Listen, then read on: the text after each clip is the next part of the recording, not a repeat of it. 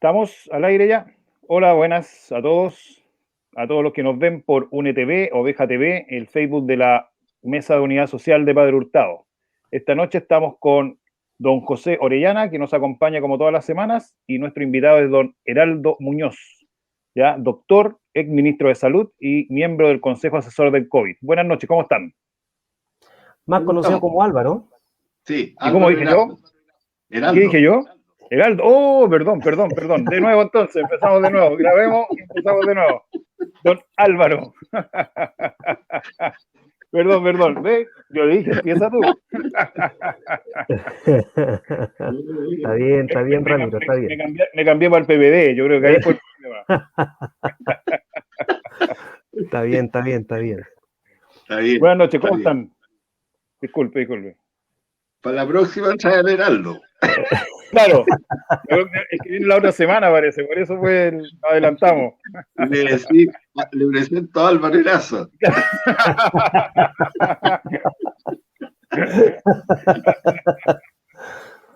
Bueno, ahí lo cambiamos. Y ahí se deprime. Para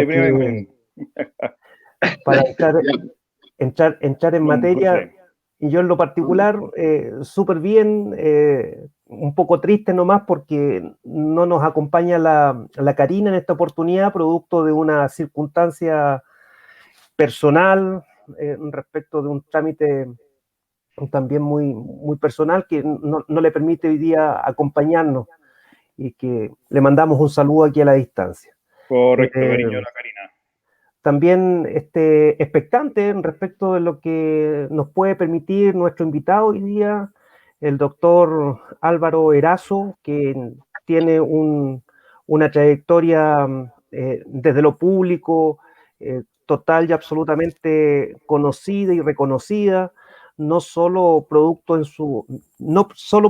su condición de ex intendente de la región metropolitana, no solo producto de ser ex ministro de Salud y otros cargos públicos dentro del aparato estatal, sino que también por la contingencia en la que hoy día nos encontramos y por lo cual nos sentimos en la expectación de tratar de dialogar en algunas dimensiones de lo que significa el COVID. Por lo tanto, me quedo hasta aquí nomás para que Álvaro ahí entregue algún tipo de presentación respecto de esto y vamos pimponeando lo que hacemos regularmente. Muy bien, pues. Ustedes si quieren preguntan y vamos con preguntas-respuestas. Ya, pues. Yo, por lo pronto, en lo que a la circunstancia que nos avala, por lo menos de la reunión de pauta que organizamos anoche, ¿no?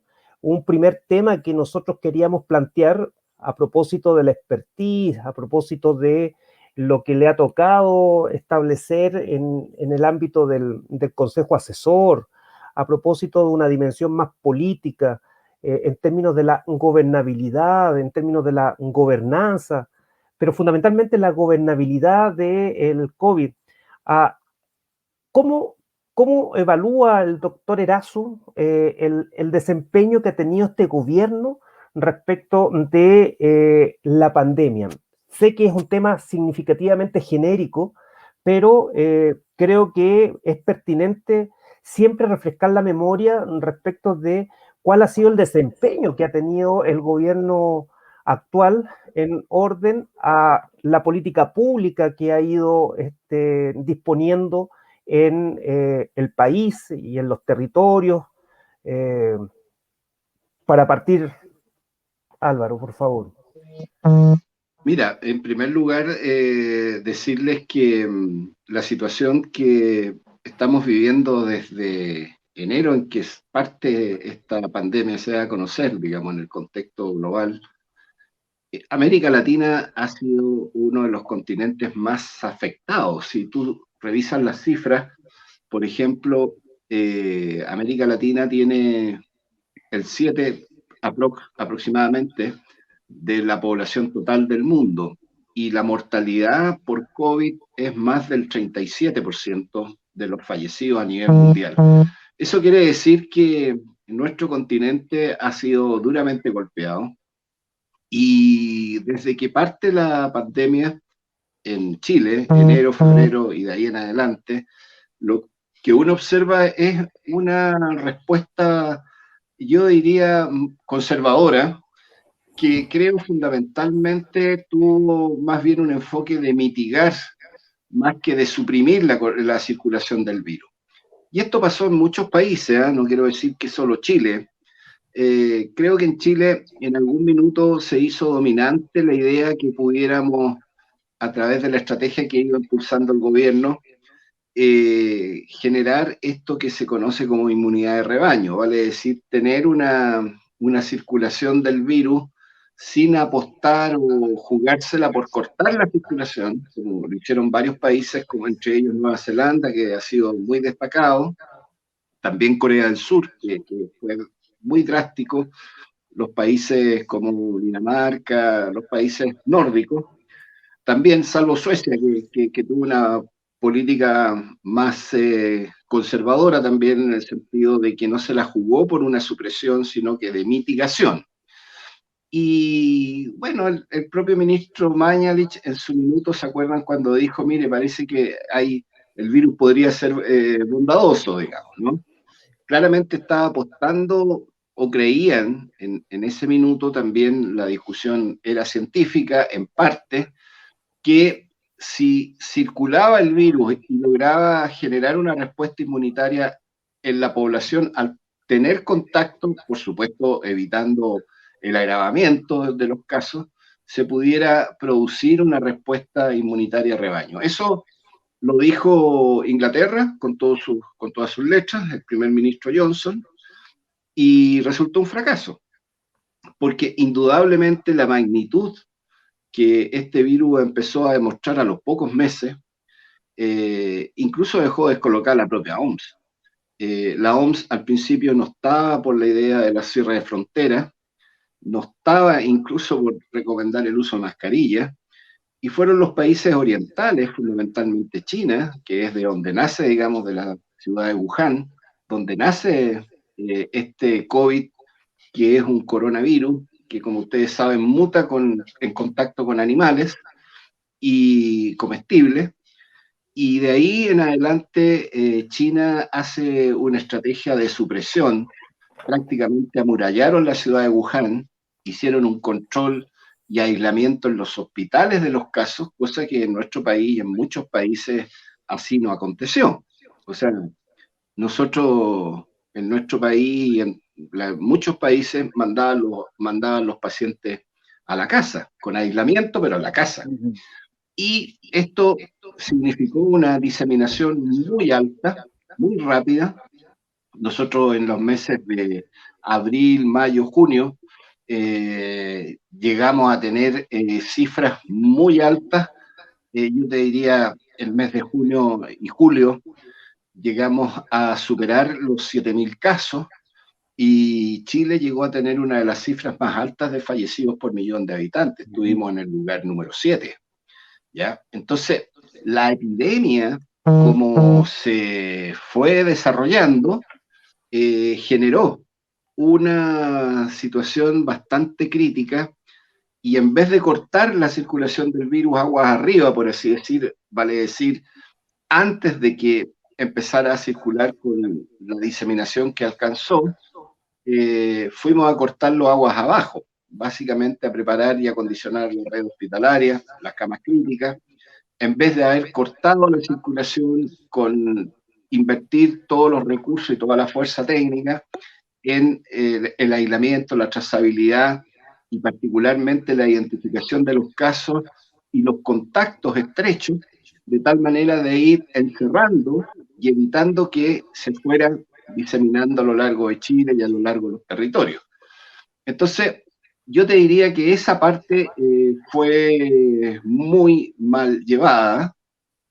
Nosotros como consejo asesor, y junto con el colegio médico también y otros organismos académicos, fijamos nuestra posición respecto a que la respuesta sanitaria tenía que haber sido mucho más desde la atención primaria, con la estrategia de testeo, trazabilidad y aislamiento, lo que se llama TTA, que ustedes saben lo que hoy día eso implica, que apenas aparece un caso, se identifica, se llama por teléfono, se visita a domicilio, se hace el aislamiento del grupo de pertenencia, se le hace una encuesta epidemiológica para ver con cuánta gente estuvo en contacto. Bueno, eso yo te diría que es como el corazón de la estrategia, fue débil y significó todo lo que ustedes saben que nos tocó vivir los meses, yo te diría desde mayo que empieza a dispararse hasta octubre, y en noviembre empieza la baja de los casos, más o menos parecido como lo que se está viviendo ahora, con 800 casos, y en el verano tenemos la segunda ola, que parte después de las fiestas de Navidad y fin de año, y en el periodo de vacaciones se empieza a notar un incremento. Esta segunda ola se dispara al retorno de las vacaciones y el inicio de la actividad laboral y escolar. Bueno, y hasta ahora que estamos observando en nuestro país una baja importante, por supuesto que el programa de vacunaciones también está influyendo. Tenemos prácticamente el 75% de la población objetivo con vacunación. Creo que eso ha sido muy destacable, es una vacuna efectiva, pero tenemos, como todo virus epidémico, como es este coronavirus, variantes que han ido apareciendo ya desde hace varios meses, ¿no? Que han ido catalogándose con las letras de alfa, beta, gamma, delta, vendrá el épsilon después, porque es un virus que tiene esas características. Todos los virus tienen, por supuesto, capacidad de mutación, pero es bastante preocupante la situación. La OMS ha hecho un llamado de alerta nuevamente en las últimas semanas, porque efectivamente esto puede generar una nueva ola, una tercera ola en el caso de América Latina, de nuestro continente, que puede traer mayores agresiones a la población, y particularmente porque estos virus, el coronavirus en particular, como es un órgano vivo, lo que trata es de tener continuidad en su existencia, entre comillas, buscando nuevos nichos poblacionales. Por eso que hoy día lo vimos hasta hace unos meses atrás, 2 meses atrás, que se fue haciendo mucho más presente en población joven, porque como la población adulta estaba vacunada, fue a buscar nuevos nichos poblacionales por edad.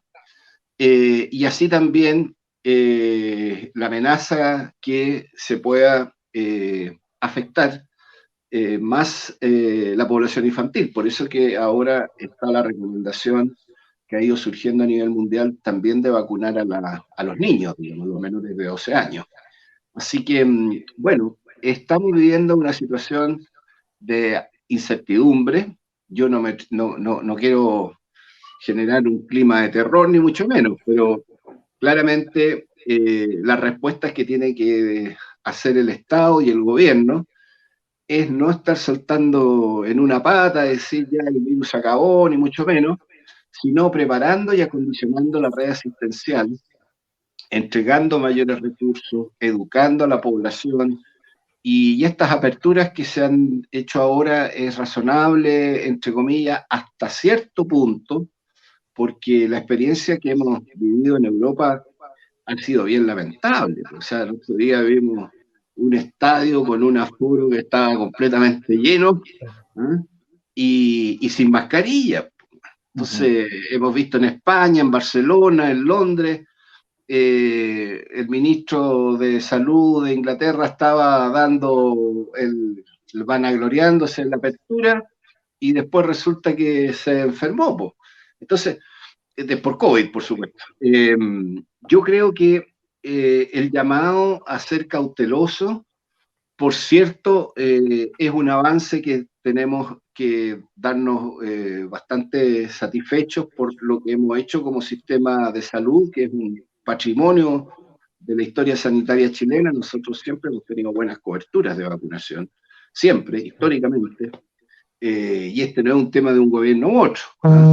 Yo, por lo menos, mis cabros chicos, en época de dictadura, los llevaba a vacunar, pues no decía que eran las vacunas de Pinochet, un patrimonio sanitario de la historia de la salud pública chilena, digamos. Y tenemos una red, tenemos buenos centros vacunatorios, las postas rurales, estaciones médico rural, los CEFAM, o sea, ese despliegue no lo tiene cualquier país, y creo yo con todo eso se logró preservar, y también logramos, con todas las dificultades, tener una red asistencial primaria potente. O sea, los CEFAM, ahí donde hay CEFAM nuevos, ustedes ven que son bastante potentes, digamos, o sea, son infraestructuras súper buenas, digamos, y hacen su pega, con los planes de salud familiar.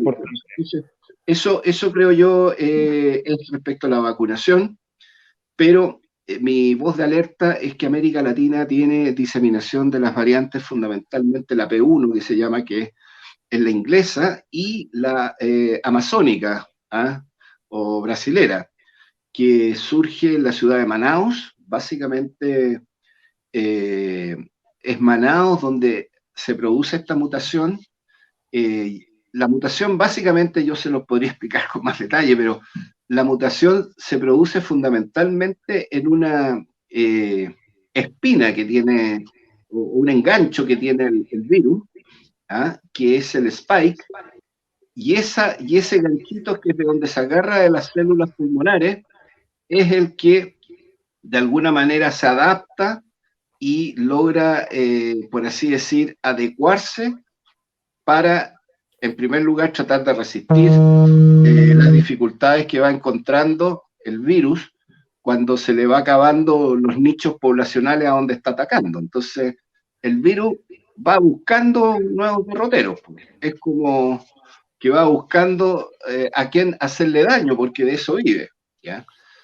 Y son organismos biológicos, y por ende estas mutaciones son esperables que sean más agresivas, diseminen más rápido, porque van adquiriendo fortalezas, entre comillas, digamos. Eso. Ahora, Ramiro, ¿vas tú o voy yo? No, dale. Sí, me llama la atención esta afirmación que hace usted, doctor, a propósito de este sistema de salud, a propósito de la atención primaria en salud. Sí. Porque históricamente también nos ha tocado escuchar la fortaleza del mismo. Y a propósito de una fortaleza que cuando uno va a atenderse a la atención primaria de salud, generalmente se encuentra tensionada, ¿no? Generalmente se encuentra tensionada no solamente porque faltan box, no solamente porque faltan doctores, sino que en términos de infraestructura, y por lo tanto hay una serie de circunstancias que hacen que las comunidades, en definitiva, vayan mostrando una percepción bien contradictoria, como valorando siempre la atención primaria en salud, pero al mismo tiempo siendo demasiado demandantes de la misma, sin pandemia. Sin pandemia. Entonces, la pregunta siguiente es, en clave de pandemia, si bien es cierto, ha respondido con un estrés de forma importante, significativa, la atención primaria en salud, ¿cómo, a propósito de esta pandemia, este nivel que se supone es estratégico para abordar la cuestión de salud en genérico, cómo la pandemia golpea o coloca acentos respecto de mejorar el nivel de atención primaria en salud, que así como se le reconoce cosas positivas, también se le instalan bastantes críticas, insisto, sin pandemia, ¿no? Antes de la pandemia ya estaban estos cuestionamientos a la atención primaria en salud, producto de lo que alcanza a entregar. Con pandemia se estresa más el sistema, pero aún así tiene una cobertura que da, ¿tá? Pero para adelante y mejorando, ¿cómo cree usted, doctor, que esto pudiese rescatarse en términos de la inversión pública, por ejemplo? Sí, mira, esto nos lleva a un tema de fondo, tal como tú lo planteas, porque el sistema de salud responde. Responde frente a terremotos, responde frente a contingencias como una epidemia de esta envergadura, como fue el H1N1. A mí me tocó estar como ministro de Salud cuando fue el terremoto. Yo me movilicé de inmediato al momento que se había producido, fui a la posta central, de ahí me fui al hospital Félix Bulnes, que sabíamos que había tenido daño en Quinta Normal, y después visité el hospital San José, y me pude dar cuenta, lo viví con mis propios ojos y ustedes lo saben, nuestro personal nunca abandonó sus puestos de trabajo. El hospital Félix Bulnes, yo había trabajado más de 10 años en ese hospital, soy formado y como pediatra trabajé haciendo turnos muchos años. Y la gente, al poco andar de 5 minutos, porque hubo que evacuar primero, este hospital quedó con daños estructurales, por eso que ahora está en Cerro Navia, el nuevo hospital Félix Bulnes. La gente siguió trabajando. Entonces, lo que te quiero decir, y no con eso quiero decir que no haya problemas a veces de gente que no trabaja bien, pero yo te diría la gran mayoría, el 99% de los funcionarios se sacan la cresta trabajando y muchas veces con remuneraciones bastante reducidas. ¿Ah? El personal técnico paramédico, los auxiliares, personal de aseo. Bueno, la gente se pone la camiseta y a costa de su propia vida, el riesgo en su vida, de su vida. Y eso creo yo que en la pandemia se notó muy, muy fuertemente. La gente tiene la camiseta, funcionan como equipos de salud, tiene capacidad de organización, en fin. Pero lo que no podemos esconder es que el sistema tiene una profunda crisis, profunda, porque el desfinanciamiento que se sometió al sistema de salud fue de tal envergadura, fíjate que solo datos, o sea, en tiempo de dictadura, la inversión que había para construir hospitales alcanzaba para construir un consultorio. O sea, la estrategia fue desmantelarlo. Y la recuperación de la inversión, si bien es cierto, ha sido buena, debiera ser el doble mayor de lo que hasta ahora se tiene. ¿Por qué digo esto?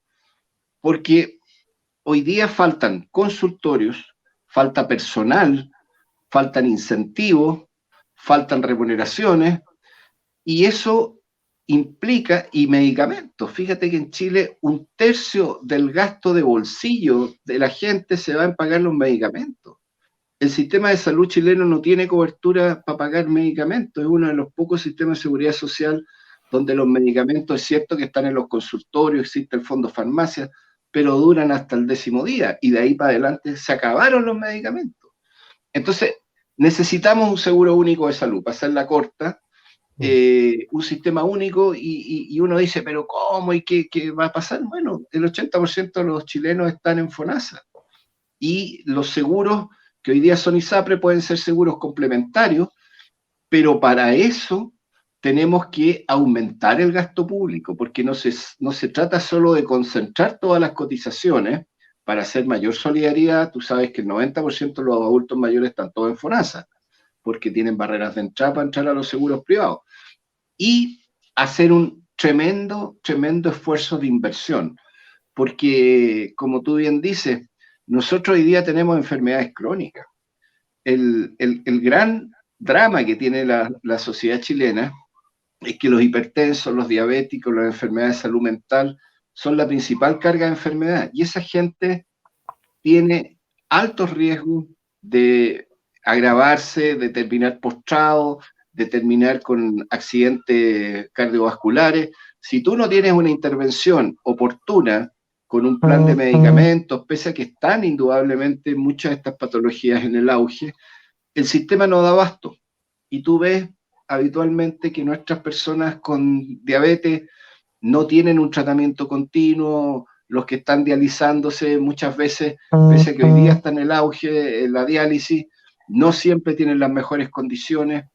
El país ha envejecido en buena hora, pero los adultos mayores viven situaciones de prostración, están postrados y no tienen la asistencia adecuada, falta la silla de ruedas, falta una alimentación nutritiva, porque la famosa programa de alimentación del adulto mayor no son bien tolerados por los adultos mayores. O sea, mira, este sistema de salud chileno ha dado un paso súper importante, pero el paso que viene ahora tiene que ser también de calidad, porque uno de los problemas que la gente se queja es la atención usuario, que las respuestas no son adecuadas, que las respuestas no son oportunas, que las visitas domiciliarias no se cumplen. O sea, tenemos muchas necesidades y la base, muchas de ellas, yo te diría en un 70%, es falta de recursos para el desafío que tenemos hoy día. El otro 30% es mejorar la gestión. Y la mejoría de gestión tiene que ser también con una participación mucho más decidida de las personas en los consejos de desarrollo hospitalario. O sea, hoy día la gente quiere más transversalidad, quiere conversar sobre su hospital base, su hospital comunitario, sus consultorios, y eso creo que es el gran desafío que tenemos. Yo no me imagino una salud post pandemia si no es con participación de la ciudadanía, con las juntas de vecinos, las uniones comunales, las organizaciones de trabajadores, las ollas comunes que han hecho un tremendo esfuerzo, pueden contribuir para adelante en organizaciones solidarias, hacer un trabajo en red. Y eso, sin embargo, como te digo, 70% problemas de inversión, de que hay que ponerle lucas, más incremento del gasto, porque dentro de los países de la OECD nosotros estamos con un presupuesto bajo, pero también meter un poco más y en algunos casos mucho mayor gestión. Que los hospitales de verdad sean un ejemplo para la población. Hay hospitales nuevos, bien abastecidos, que tienen una buena planta de personas, y la gente dice, a mí no me ha cambiado nada la vida porque igual me tratan mal. Entonces, ahí hay que meterle gestión y yo creo que participación de la comunidad. Doctor, un poquito el tema para atrás que estábamos hablando al comienzo de la pandemia. Si bien tocamos ya algunos temas que pueden ser del proceso constituyente, de lo que puede venir post pandemia, pero quería preguntarle, siempre se ha criticado mucho cómo trabaja el comité asesor del COVID. No hay registro, al ministro cuando lo han consultado, ellos no hay escritos, ellos nunca han dado nombre a las personas. ¿Quiénes pertenecen a este miembro? ¿Cómo se trabaja dentro del consejo? ¿El ministro expone, ustedes dan su información o hay votaciones? ¿A ustedes le entregan datos antes o el ministro lo escucha? ¿Ha aceptado alguna de las propuestas que ustedes hacen? Porque usted también planteó un momento que usted como miembro y el colegio médico plantearon otra forma de enfrentar la pandemia. Finalmente el ministerio ha hecho lo mismo tanto con Mañalich como con París, de hacer esto como inmunidad de rebaño, usted decía. Entonces me gustaría saber cómo trabajan dentro de este consejo. Mira, nosotros, déjame hacer un poquito de historia porque aquí ha habido poca claridad por parte del ministerio.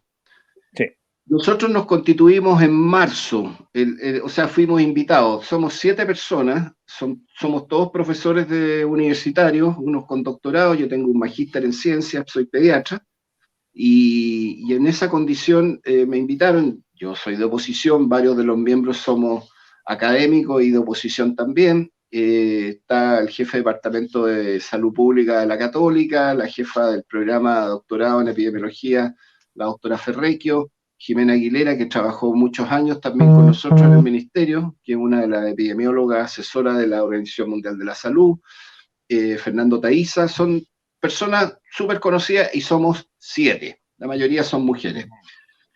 Ese grupo de expertos se llama Consejo Técnico Asesor, fuimos creados por una resolución del ministerio, nosotros somos independientes, por ende no recibimos ningún tipo de remuneración, por supuesto, en buena hora, porque así son los consejos técnicos asesores, y está el consejo asesor, la mesa social, que es donde están los colegios profesionales, hay expertos también ahí invitados, pero son básicamente el colegio médico, algunas asociaciones vinculadas al tema de salud, también al tema educacional, están los ex rectores de universidad, y esa es la mesa social. Y nosotros, la mesa social y el consejo técnico asesor, somos consultados por el gobierno, nos piden opinión y algunos momentos o casos o situaciones nosotros entregamos sugerencias pese a que no nos han consultado. Porque, bueno, tenemos una metódica de trabajo, estamos todas las semanas reuniéndonos y todas nuestras publicaciones están en la página web del Ministerio de Salud, eso nos lo han permitido, que están como Consejo Técnico Asesor en la página del Ministerio de Salud y cada una de nuestras posiciones están documentadas. O sea, nadie puede decir, ayer de hecho estaba interpelado el ministro y el diputado que estaba interpelándolo, justamente citaba muchas de las opiniones del Consejo nuestro, del Consejo Técnico, sobre todo en el cierre de fronteras, que no se hizo caso. En el tema de la apertura de los colegios hemos dicho que tienen que volver en fase 3. Bueno, un montón de aspectos que no hemos tenido coincidencia o hemos tenido claramente diferencias con el gobierno. Ahora, apareció posteriormente, yo también lo dije en la prensa, porque fue consultado varias veces el ministro, un consejo, que no es un consejo, un comité, que por supuesto tiene todas las prerrogativas y es entendible, un comité que asesora al presidente de la República, donde va por supuesto el ministro de Salud, la subsecretaria, y hay algunos expertos que trabajan ahí, o sea, que van en calidad de expertos, que son estas personas que se les preguntaba una y otra vez y decían, bueno, ¿y quiénes son los expertos? Y el gobierno decía, no, pero es que no son importantes, y se armó todo, y este era lo que se llamaba la mesa de la moneda, ¿ya? La mesa del presidente o el comité que asesora al presidente, que son básicamente los ministros de Economía, está el de Educación, está el de Salud, y claro, el planteamiento nuestro era que si uno pone a todos en igualdad de condiciones, el rol del ministro de Salud o del Ministerio de Salud se pierde, porque muchas medidas, por cierto, tienen que ponderar aspectos económicos, pero la salud no se puede suplantar por una razón económica. ¿Ah? Sin desmedro que hay otras cosas que cuando no está metido salud, indudablemente son de carácter económico o de importancia para el Ministerio del Trabajo. Pero en una pandemia, el que tiene la última palabra es el Ministerio de Salud. Es indudable. O sea, y hubo varios errores así cuando se empezó a decir que había que ir a tomarse un cafecito y que había que empezar a abrir las fronteras. Entonces, claramente, si no hay un contrapeso técnico sanitario, las razones económicas se superponen por las razones sanitarias. Entonces, ese fue el alegato nuestro, más allá que un presidente puede invitar a quien quiera, digamos, a hacer su consejo o su comité, que son los ministros. Pero esa es la realidad. Entonces hay un comité que asesora al presidente de la República, un consejo asesor que asesora al ministro de Salud y una mesa social que asesora también al ministro de Salud. Y ambas instancias hemos tenido diferencias y algunas coincidencias, por supuesto, también. Claro. Y Doctor, muchas opiniones están en la página web del Ministerio como Consejo Asesor. Consejo Asesor. Ya. Doctor, en una parte, ya que nos metí un poquito a la parte económica, ¿qué hubiera pasado económicamente el gasto de salud que ha tenido el Estado si esto lo hubiéramos enfrentado, como usted decía, con medidas precautorias de haber hecho ¿cuándo se llama? Cuarentenas como correspondía, aislando sectores? ¿Cómo hubiera sido diferente el gasto en salud? Porque aquí también ahí me da la impresión, por lo menos, en la ignorancia que tengo, que también esto ha facilitado, al buscar esta solución de rebaño, ha facilitado mucho que hay mucho gasto del Estado en el sector privado en este caso, porque a través de FONASA y contratando camas en el sector privado y aumentando las camas críticas y todo esto, no sé, siento yo que quizás también se ha gastado mucho más dinero haciéndolo de esta manera.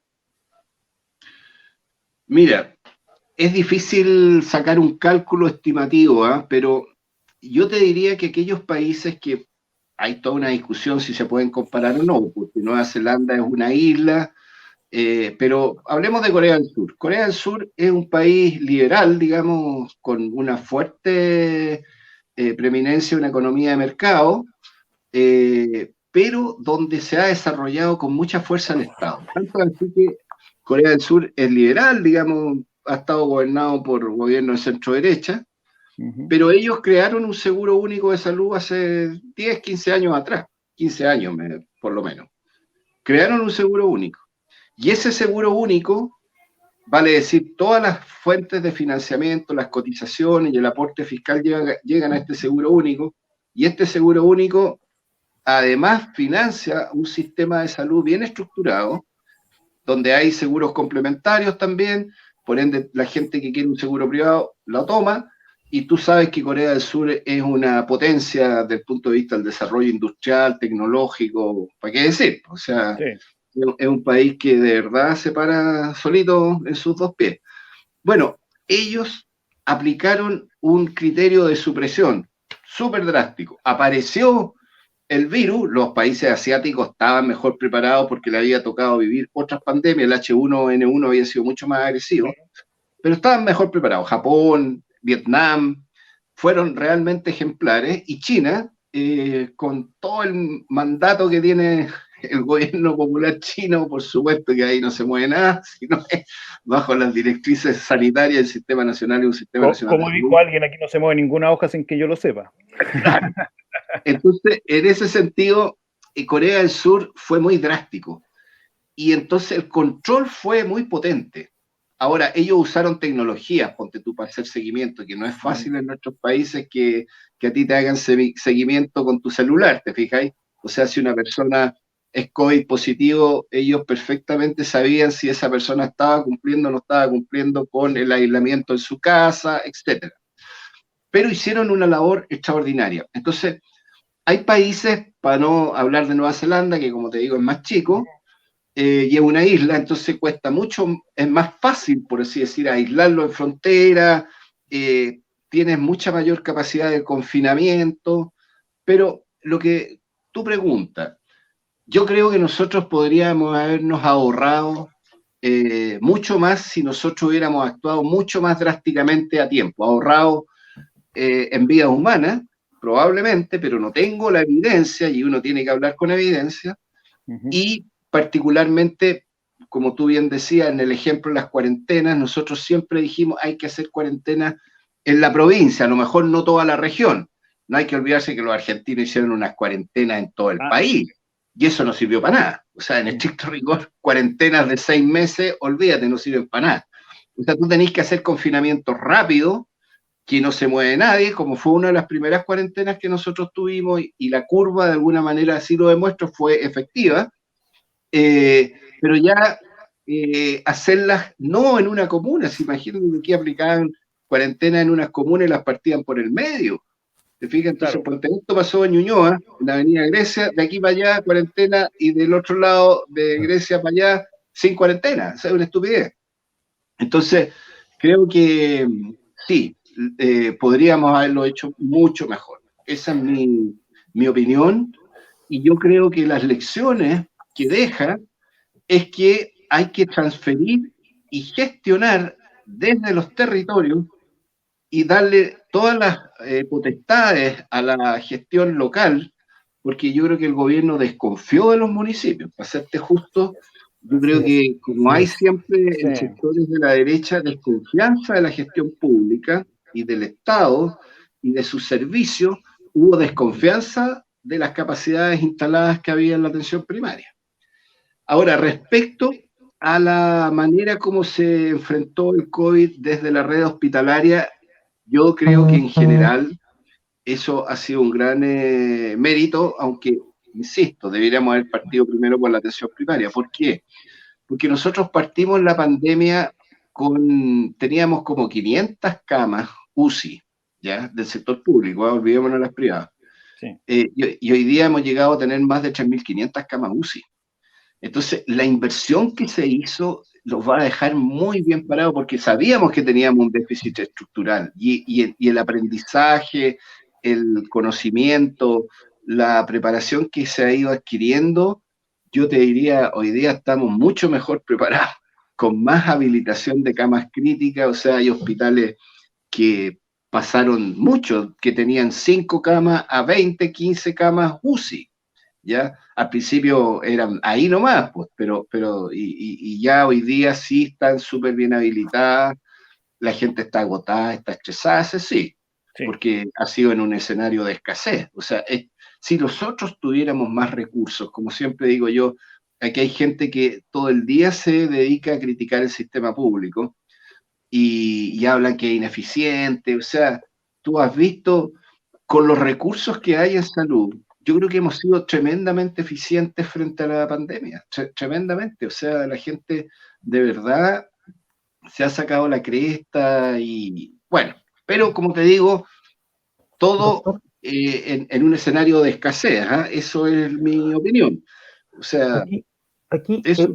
quizás en la misma línea de esta reflexión ya nos han llegado algunas preguntas y Rosana Toledo Fuentes hace una que, a mi modo de ver, logra una síntesis de las que ya están. Muy buenas noches, me parece excelente el tema de este programa. Quisiera preguntarle al doctor Álvaro Erazo, considerando que puede existir una tercera ola del virus y que se está haciendo hincapié en que las niñas y niños regresen a clases presenciales, ¿el sistema de salud dará abasto en el caso que surjan los virus estacionales dentro de la población estudiantil? ¿Estarán disponibles las camas pediátricas en el caso de necesitarse? Agradecemos a Rosana. Sí, mira, nosotros, como te decía yo, y están ahí, Rosana podría consultar en la página web del ministerio, www.minsal.cl. Nosotros en el mes de julio elaboramos una minuta para el ministerio sobre el retorno a clases, del año pasado, por supuesto, ¿no? Y ahí hicimos un diagnóstico de lo que estaba pasando hasta esa fecha. Hasta ahora, yo te diría, llevamos más de 80.000 casos menores de 18 años, ¿ya? ¿Han fallecido niños? Sí, han fallecido niños. ¿La circulación del virus es más agresiva en niños? No es más agresiva. Pero claramente nosotros sabemos que desde el punto de vista de un niño que se muere en términos de años perdidos por ese niño, son mucho más que una persona de los 90 años, con todo respeto que tenga una persona de 90 y fallezca. Te fijas, nadie o sea, está agradecido que se muera, independiente de su edad. Pero salvar niños es un gran desafío. Y yo creo que en el caso de nuestra población infantil, lo digo como pediatra, indudablemente que en periodo invernal, el año pasado disminuyeron los virus, el respiratorio, el adenovirus, la influenza, porque había medidas preventivas, te fijas, y los colegios estaban suspendidas sus actividades, habían clases no presenciales, con todo el drama que ha tenido el Internet. Bueno, habían clases fundamentalmente no presenciales, y creo que hoy día volver a la actividad, entre comillas, normal, me parece que tendría que ser gradual. Para nosotros es súper importante, como consejo técnico hablo ahora, que los indicadores sanitarios estén absolutamente a la baja. Esos hoy día están a la baja. Pero lo que hay que exigir en los colegios es que la separación de los niños, en términos de metros cuadrados, el número de niños, el aforo, digamos, en definitiva, en la sala de clase, cómo están los baños, cuáles son las separaciones, la distancia física al momento de llegar, el transporte escolar que se está utilizando, todo eso tiene que ser ponderado y creo que la entrada, el retorno tiene que ser todavía gradual y tiene que ir de la mano. Ya se están haciendo los estudios porque no se trata de meter la vacuna, sino hacen los estudios correspondientes respecto a la efectividad en los menores de 12 años. Debiera ser lo más luego posible, porque eso te va a dar la tranquilidad, bastante tranquilidad, porque es indudable que todas las pruebas demuestran que la vacuna Sinovac y la Pfizer tienen una alta efectividad para evitar la enfermedad grave y el fallecimiento. No evitan la circulación del virus, no evitan que se contagie una persona, pero claramente no, el 90 y tanto por ciento, 95, 97%, según los últimos estudios de la Católica, evitan que esa persona fallezca. Esa es la efectividad.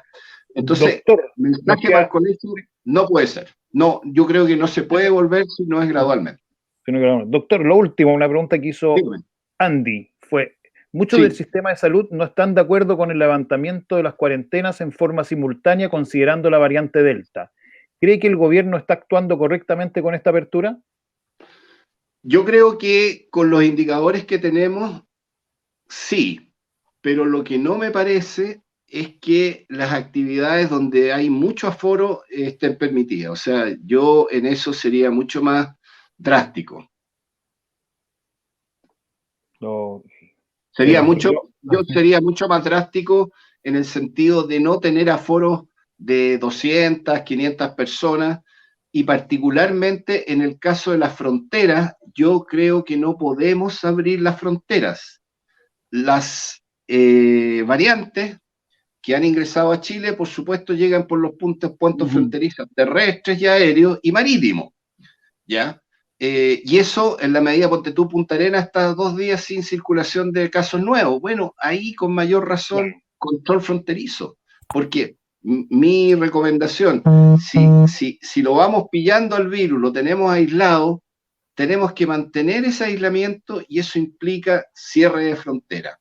Entonces, yo sería bastante cauteloso porque ya Europa, yo lo he dicho, Europa para nosotros el mensaje tiene que ser no lo hagamos como en Europa, porque en Europa no lo han hecho bien. Empezaron a soltar las amarras y han tenido rebrotes, por supuesto en la misma ola, pero podemos enfrentar una nueva ola y tal como decía la señora que nos conversaba, claro, en el caso de los niños, si convergen circulación de virus, puede ser bastante más agresiva, o sea, más demandada la red de hospitales pediátricos. Doctor, entendiendo, como ya indicó nuestro conductor, que estamos en el límite porque intentamos hacer programas acotados de 45 minutos, pero es imposible no hacer una pregunta, reflexión. Pregunta nomás, porque si no nos vamos a... Sí. De aquí con lo que hemos conversado, el doctor Erazo, ¿qué proyecta hacia la Convención Constitucional cuando de salud, a propósito de la pandemia, se refiere? ¿Cómo generamos el vínculo entre esta condición de salud en la coyuntura pandémica y que dialogue hacia, o cómo dialoga hacia la Convención Constitucional para que el tema salud tenga una relevancia estratégica de aquí a los siguientes 30, 40 años? Mira, yo creo que la Constitución es una de las principales responsables que tengamos un sistema dual, fragmentado, donde la plata, el dinero pese mucho para que las personas reciban salud. Y por eso la reforma o las propuestas de cambio constitucional tienen que, en particular, sacar esta trampa que puso la dictadura cuando dice se garantiza el derecho a la salud, pero se le permite la libertad de elegir. Esa es una trampa, porque la libertad de elegir está condicionada por las lucas. Entonces, cuando uno escucha por la televisión que la libertad y la libertad, lo que está subyacente, lo que está escondido, es que la libertad se logra con los recursos de las personas, echándose la mano al bolsillo. Entonces, creo que lo que hay que plantear es un seguro único de salud y que sea un plan de salud garantizado. Los planes de salud garantizados, ¿cuál es la gracia? Que tienen derechos positivos, no solo un derecho en general nomás, sino que derechos de prestaciones. O sea, yo me voy a asegurar y me van a garantizar la atención y eso va a quedar establecido en la ley, en la Constitución, que como tú sabes, es la ley de las leyes, ¿no? Y esa Constitución, cada vez que se viole, se vulnere, no se materialice ese derecho en salud, que tendrá que tener un plan de salud, porque no puede ser todo, tiene que estar bien establecido en un plan de salud garantizado, las personas ejercen su derecho y está la obligación del Estado de darle lo que efectivamente quedó establecido como derecho garantizado. Entonces, sistema único de salud con seguros complementarios, el Estado con su provisión pública, como lo ha hecho con las camas UCI, con las vacunas, porque las vacunas son un bien público, ustedes saben, ¿no es cierto? Van a ser un modelo de atención de calidad. Y yo creo que lo que hay que garantizar también es la calidad de la atención a los pacientes. Y lo otro, yo creo que una constitución en salud tiene que quedar establecido que los derechos en salud tienen que tener como parte fundamental a la ciudadanía, porque los ciudadanos no pueden ser sujetos pasivos en la atención de salud. Yo creo que los pacientes, ya la palabra paciente, uno entra perdiendo. Ya entra perdiendo, ahí ya vamos 2-0. Y la de usuario tampoco es buena, sí tienen que ser ciudadanos de derechos, ¿te fijas? Entonces, esos son cambios fundamentales que hay que aprovechar ahora, porque mire, está bien, vamos a discutir muchas cosas, pero salud y educación y vivienda no pueden pasarnos gatos por liebre, ¿ya? Porque uno con la Constitución va a servir, por supuesto tiene que ir materializado después en leyes y en reglamentos que cada uno de los sectores van a tener. Eso. Bueno, don Álvaro, ahora lo dije bien. Estamos correctos. Pobre Heraldo. Viene la otra semana. Le agradecemos su tiempo. Nos quedaron un montón de preguntas, muchas consultas, muy claro en todo lo que nos explicó. Así que quiero darle muchas gracias por su tiempo y dejarlo comprometido alguna ocasión más adelante que podamos contar con usted, pues. Para hacerle las otras preguntas. Las otras preguntas que faltaron preguntas sobre Boris, sobre Narváez, alguna copucha dentro del ministerio, diferencia entre Pari y Mañal, y bueno, pero hay muchas más. Los trajes de la subsecretaria Daza, las blusas. Claro. Todo eso quedó. Así que le queremos dar las gracias y a todos los que nos vieron, muy agradecidos también por su tiempo. UNETV, Oveja TV y el Facebook de la Mesa de Unidad Social. Buenas noches, don Álvaro. Buenas noches, José. Muchas gracias, José, y muchas gracias también por la invitación que me hicieron. Un abrazo grande. Gracias a usted, don Álvaro. Muchas gracias.